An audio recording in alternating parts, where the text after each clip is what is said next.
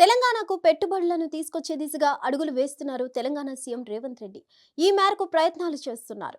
ఇందులో భాగంగా విదేశీ పర్యటనకు శ్రీకారం చుట్టారు. జనవరి 14 నుంచి CM Revanth Reddy foreign tour కి వెళ్లనున్నారు. తెలంగాణ ముఖ్యమంత్రి రేవంత్ రెడ్డి జనవరి 14, 15 తేదీల్లో ఆస్ట్రేలియాలో పర్యటించనున్నారు.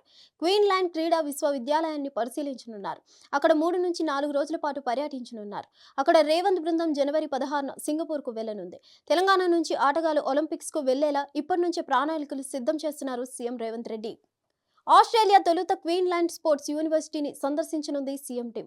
ఆ తర్వాత సింగపూర్ వెళ్లి అక్కడి క్రీడా ప్రాంగణాలు పరిశీలించనుంది. ఒలింపిక్స్ లో ఆసియా దేశాలకు ఎక్కువగా పథకాలు రావడంతో అటువైపు దృష్టి పెట్టారు. ఇటీవల సౌత్ కొరియా వెళ్లి అక్కడ స్పోర్ట్స్ యూనివర్సిటీని పరిశీలించారు.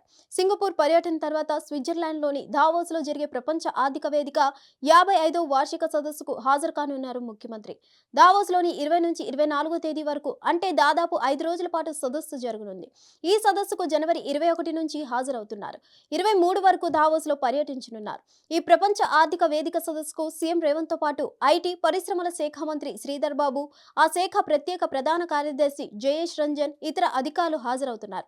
గతేడాది దావోస్ పర్యటన సందర్భంగా సుమారు 40,000 కోట్లకు పైగా పెట్టుబడులకు సంబంధించిన ఒప్పందాలను ప్రభుత్వం పలు కంపెనీలతో కుదుర్చుకుంది. అవి కార్యరూపం దాల్చే ప్రక్రియ వేర్వేరు దశల్లో ఉన్నట్లు పరిశ్రమల శాఖ వర్గాలు తెలిపాయి. ప్రస్తుత పర్యటనలో మరిన్ని పెట్టుబడులను ఆకర్షించడమే లక్ష్యంగా రేవంత్ రెడ్డి టీం ప్రణాళికను సిద్ధం చేసింది. మరిన్ని అప్డేట్స్ కోసం stay tune to hit TV. Hit TV app ని డౌన్లోడ్ చేసుకోండి. ఇందులో short news, live news, entertainment movies అన్ని అవైలబుల్ గా ఉన్నాయి. Please download hit TV app.